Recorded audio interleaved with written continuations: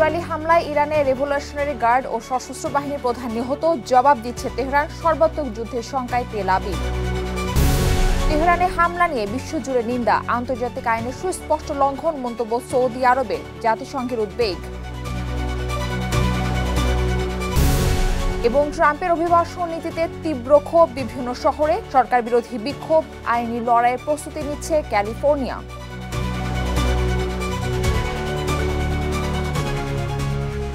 বিশ্বজুড়ে ঘটে যাওয়া দিনের গুরুত্বপূর্ণ ঘটনাবলী নিয়ে আরটিভি নিয়মিত আয়োজন সারাদিনের বিশ্বে আপনাদের সঙ্গে থাকছি আমি মারফি রহমান।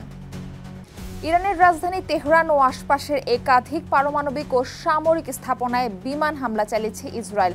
এতে ইরানের ইসলামী বিপ্লবী গার্ড বাহিনীর প্রধান মেজর জেনারেল হোসেইন সালামি সহ 2 জন পরমাণু বিজ্ঞানী নিহত হয়েছেন। ইসরায়েলি প্রধানমন্ত্রী বেনিয়ামিন নেতানিয়াহু আরও হামলার হুমকি দিয়েছেন।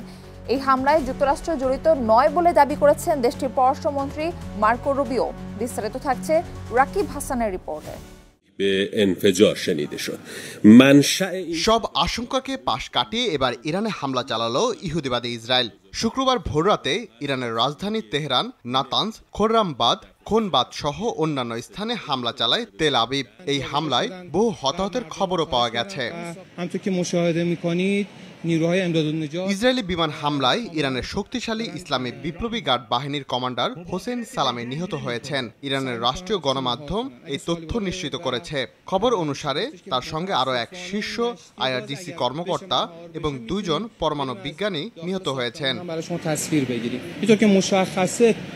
ইসরায়েলি প্রধানমন্ত্রী বেনিয়ামিন নেতানিয়াহু এই হামলার দায় স্বীকার করে জানান, এই অভিযানের লক্ষ্যবস্তু ইরানের পারমাণবিক স্থাপনাগুলোতে হামলা করা। যতক্ষণ প্রয়োজন ততক্ষণ এই অভিযান ইরানে অব্যাহত রাখব। এই অভিযানের লক্ষ্য ইরানের পারমাণবিক কর্মসূচি, ব্যালিস্টিক ক্ষেপণাস্ত্র ও সামরিক সক্ষমতা ধ্বংস করা। রাজ্য জুড়ে জরুরি অবস্থা জারি করেছে ইসরায়েল। ইরানে হামলা চালানোর পরপরই এই জরুরি অবস্থা জারি করা হয়। তেল আবিবের আশঙ্কা দ্রুতই এই হামলার পাল্টা জবাব দিবে ইরান। এদিকে পাল্টা হামলার আশঙ্কায় জেরুজালেমে সাইরেন বাজতে দেখা গেছে। ইরানের উপর বিমান হামলার আগে যুক্তরাষ্ট্রকে জানানো হয়েছে বলে জানায় ইসরায়েলের পক্ষ থেকে। তবে মার্কিন পররাষ্ট্রমন্ত্রী মার্কো রুবিও জানান, বৃহস্পতিবার রাতেই ইসরায়েল একতরফাভাবে ইরানের বিরুদ্ধে হামলা চালিয়েছে। তিনি জোর দিয়ে বলেন, যুক্তরাষ্ট্র এই অভিযানে জড়িত নয় এবং তেহরান যেন এর প্রতিক্রিয়ায় যুক্তরাষ্ট্রকে লক্ষ্যবস্তু না করে সে বার্তা দেন তিনি। রাকিব হাসান, আরটিভি। হামলার জবাবে ইসরায়েলে পাল্টা হামলা শুরু করেছে ইরান। বিভিন্ন স্থাপনা লক্ষ্য করে শতাধিক ড্রোন নিক্ষেপের দাবি করেছে ইসরায়েল। তবে এই হামলায় যুক্তরাষ্ট্র জড়িত নয় বলে দাবি ওয়াশিংটনের। এদিকে ইসরায়েলের শুরু করা সংঘর্ষের বিরূপ প্রতিক্রিয়া এসেছে বিশ্ব দরবার থেকে। বিস্তারিত জানাচ্ছেন বিনিয়ামিন। ইরানে বেশ কয়েকটি পারমাণবিক ও সামরিক স্থাপনায় বিমান হামলা চালিয়েছে ইসরায়েল। রাতভর চালানো এই হামলায় দেশটির সশস্ত্র বাহিনীর প্রধান মোহাম্মদ বাঘেরি ও রেভলিউশনারি গার্ডের প্রধান জেনারেল হোসেইন সালামি সহ আরও অনেকেই নিহত হয়েছেন। ভয়াবহ এই হামলার পর ইসরায়েলে পাল্টা হামলা শুরু করেছে ইরান। দেশটি ইসরায়েলের বিভিন্ন স্থাপনা লক্ষ্য করে শতাধিক ড্রোন নিক্ষেপ করেছে বলে দাবি করে আইডিএফ। শুক্রবার ইসরায়েলি সামরিক বাহিনীর মুখপাত্র অ্যাফি ডেফরিন বলেন, সব আকাশ প্রতিরক্ষা ব্যবস্থা ইরানের হামলা প্রতিহত করতে কাজ করছে। হামলার বিষয়টি আগেই যুক্তরাষ্ট্রকে জানানো হয়েছিল বলে জানায় ইসরায়েলের বেশ কিছু গণমাধ্যম। একইভাবে এই হামলায় ওয়াশিংটনের সম্পৃক্ততা আছে বলে অভিযোগ করেছে তেহরান। তবে ঘটনার সাথে নিজেদের যোগসাজশ অস্বীকার করেন দেশটির পররাষ্ট্রমন্ত্রী মার্কো রুবিও। তিনি জানান, ইসরায়েল নিজ থেকেই ইরানের বিরুদ্ধে ব্যবস্থা নিয়েছে, তাই এর প্রতিশোধ যুক্তরাষ্ট্রের স্বার্থ বা কর্মীর ওপর না নিতে ইরানকে হুঁশিয়ারি দেন তিনি। ইরানের হামলা থেকে ইসরায়েলকে সুরক্ষার প্রতিশ্রুতি দিয়েও আলোচনার টেবিলে ফেরার ব্যাপারে আশাবাদী ডোনাল্ড ট্রাম্প। তবে ইরানের পারমাণবিক কর্মসূচি দমনে আগের অবস্থানেই অনড় মার্কিন প্রেসিডেন্ট। হামলা শুরুর পর থেকে নিজেদের আকাশসীমা সাময়িকভাবে বন্ধ রেখেছে ইরান ও ইসরায়েল। বিমান চলাচলে নিষেধাজ্ঞা আরোপ করেছে প্রতিবেশী দেশ জর্ডানও। এই সিদ্ধান্ত আন্তর্জাতিক বেসামরিক বিমান চলাচলের নিরাপত্তা নির্দেশনা অনুযায়ী নেওয়া হয়েছে বলে জানিয়েছে দেশটির বেসামরিক বিমান চলাচল কর্তৃপক্ষ। পরিস্থিতি স্বাভাবিক হলে এই নিষেধাজ্ঞা পর্যালোচনা করবে বলে নিশ্চিত করেছে জর্ডান। ইরানের পাল্টা হামলার আশঙ্কায় ইসরায়েলে থাকা চীনা নাগরিকদেরও বিনা দরকারে ভ্রমণ এবং সামরিক ও সংবেদনশীল স্থাপনা এড়িয়ে চলার পরামর্শ দিয়েছে বেইজিং। এদিকে তেহরানে হামলার কঠোর নিন্দা জানিয়েছে সৌদি আরব। ইসরায়েলের হামলাকে আন্তর্জাতিক আইনের সুস্পষ্ট লঙ্ঘন বলে মন্তব্য করে সৌদির পররাষ্ট্র দপ্তর। একইভাবে মধ্যপ্রাচ্যে উত্তেজনা বৃদ্ধির জন্য ইসরায়েলকে দায়ী করেছে ওমান। আঞ্চলিক শান্তি নষ্ট করতে এমন আগ্রাসী আচরণ মোটেও গ্রহণযোগ্য নয় বলে ইসরায়েলকে সতর্ক করে দেশটি। এছাড়া হামলার ঘটনায় ইতোমধ্যে নিন্দা ও উদ্বেগ জানিয়েছে অস্ট্রেলিয়া, নিউজিল্যান্ড, জাপান ও জাতিসংঘ সহ বিভিন্ন আন্তর্জাতিক সংস্থা। বিনয়ামিন, RTV। ইরানের সঙ্গে সংঘর্ষের মধ্যেও ফিলিস্তিনে চলছে ইসরায়েলি হত্যাযজ্ঞ। জাতিসংঘের সাধারণ পরিষদে অঞ্চলটিতে জরুরি ভিত্তিতে শর্তহীন যুদ্ধবিরতির প্রস্তাব গৃহীত হয়। এরপরও গেল 24 ঘন্টায় আরও 52 ফিলিস্তিনিকে হত্যা করেছে IDF। এর মধ্যে ইসরায়েল অনুমোদিত ত্রাণ কেন্দ্রে খাদ্য সংগ্রহে এসেই প্রাণ গেছে 26 জনের। তেল আবিবের এই ত্রাণ বিতরণ পদ্ধতিকে মৃত্যুর ফাঁদ বলে উল্লেখ করেছে জাতিসংঘের ত্রাণ বিতরণ সংস্থা। ইসরায়েলি সেনাদের হামলায় এই পর্যন্ত অঞ্চলটিতে 54,000-এর বেশি মানুষ নিহত হয়েছে। যুক্তরাষ্ট্রে কঠোর অভিবাসন নীতির বিরুদ্ধে বিক্ষোভ আরও তীব্র আকার নিয়েছে। প্রেসিডেন্ট ডোনাল্ড ট্রাম্পের হুমকি সত্ত্বেও দেশটির বিভিন্ন শহরে সরকার বিরোধী বিক্ষোভ ছড়িয়ে পড়েছে। এমন অবস্থায় ট্রাম্পের সেনা মোতায়েনের সিদ্ধান্তের বিরুদ্ধে আইনি লড়াইয়ের প্রস্তুতি নিচ্ছে ক্যালিফোর্নিয়া। বিস্তারিত জানাচ্ছেন বিনয়ামিন।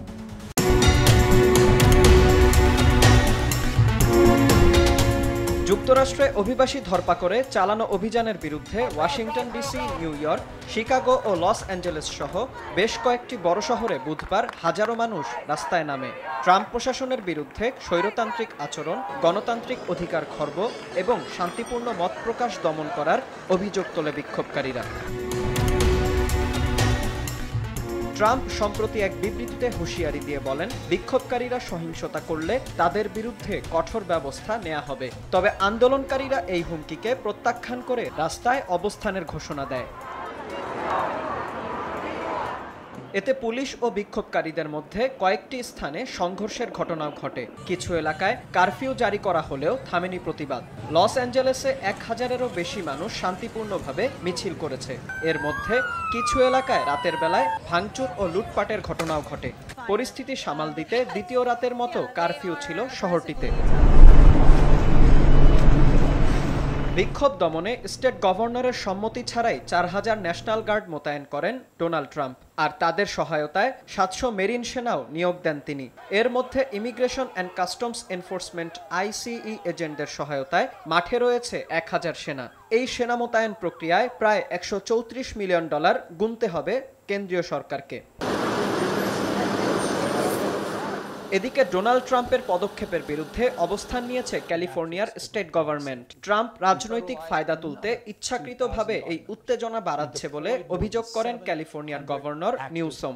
গভর্নরের ইচ্ছার বিরুদ্ধে একতরফা সামরিক বাহিনী মোতায়েন গণতন্ত্রের ওপর সরাসরি আঘাত বলেও মন্তব্য করেন তিনি। চলমান সংকটের জন্য মার্কিন প্রেসিডেন্টকেই দায়ী করেছেন লস অ্যাঞ্জেলেসের মেয়র ক্যারেন ব্যাস। শুক্রবার হঠাৎ অভিযান শুরুর পর থেকেই রাজ্যে এমন বিশৃঙ্খলা দেখা দেয় বলে মন্তব্য করেন তিনি। অন্যদিকে অভিবাসন কর্তৃপক্ষের অভিযানে সেনাবাহিনীর অংশগ্রহণ ঠেকাতে আদালতে আইনি লড়াইয়ের ঘোষণাও দিয়েছে ক্যালিফোর্নিয়ার আইনজীবীরা। সেনা মোতায়েন নিয়ে সমালোচনা ওঠায় উল্টো অন্যান্য ডেমোক্র্যাট শাসিত অঙ্গরাজ্যেও ন্যাশনাল গার্ড মোতায়েনের হুমকি দিয়েছেন ট্রাম্প। তবে এই হুমকি উপেক্ষা করে দেশজুড়ে নো কিংস নামের বৃহৎ আন্দোলনের ডাক দেয়া হয়েছে শনিবার। এদিন রাজধানী ওয়াশিংটনে একটি সামরিক কুচকাওয়াজে অংশ নেবেন ট্রাম্প। বিনয়ামিন, RTV। ভারতে ভয়াবহ বিমান দুর্ঘটনায় 294 জন নিহত হয়েছেন। নিহতদের মধ্যে বিমানের আরোহী ও হোস্টেলে থাকা শিক্ষার্থীরা রয়েছে।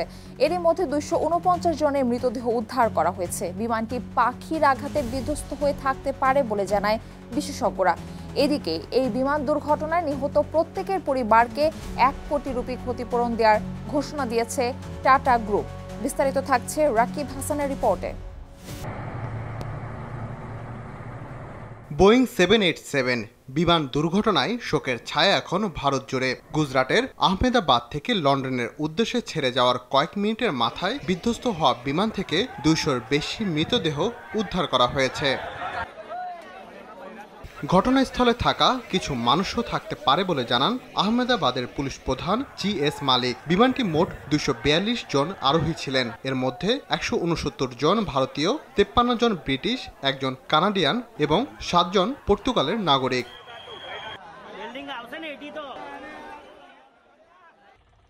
দুর্ঘটনাটি ঘটে দুপুরের খাবারের সময় শহরের বিখ্যাত BM মেডিকেল কলেজের হোস্টেলের ওপর। এতে কয়েকজন শিক্ষার্থীও মারা গেছেন বলে জানিয়েছে ভারতীয় সংবাদ মাধ্যমগুলো। এখন পর্যন্ত একজন যাত্রীকে উদ্ধার করা হয়েছে। তার নাম রমেশ বিশ্বাস কুমার। হিন্দুস্তান টাইমসকে তিনি জানান, উড্ডয়নের 30 সেকেন্ড পর বিকট শব্দ শুনতে পান তিনি। তারপরেই সবকিছু তছনছ হয়ে যায়। চারপাশে শুধু লাশ আর বিমানের ধ্বংসাবশেষ দেখতে পান তিনি। রাডারের তথ্য অনুযায়ী বিমানটি উড্ডয়নের কয়েক সেকেন্ডের মধ্যে সেটি থেকে সংকেত পাঠানো বন্ধ হয়ে যায়। সে সময় বিমানটি 625 ফুট উপরে উঠেছিল। বিমান দুর্ঘটনায় নিহত প্রত্যেকের পরিবারকে 1 কোটি রুপি করে ক্ষতিপূরণ দেওয়ার ঘোষণা দিয়েছে টাটা গ্রুপ। এই দুর্ঘটনায় যাত্রী ও তাদের পরিবারের প্রতি সমবেদনা প্রকাশ করেছে যুক্তরাজ্যের প্রধানমন্ত্রী কিয়ার স্টারমার। সেই সঙ্গে শোক জানিয়েছে পাকিস্তান সহ বিভিন্ন দেশ। রাকিব হাসান, RTV। আর এরই সাথে শেষ করছি সারাদিনের বিশ্ব। RTVর সাথেই সংযুক্ত থাকুন, মতামত জানান RTVর সামাজিক যোগাযোগ মাধ্যমগুলোতে।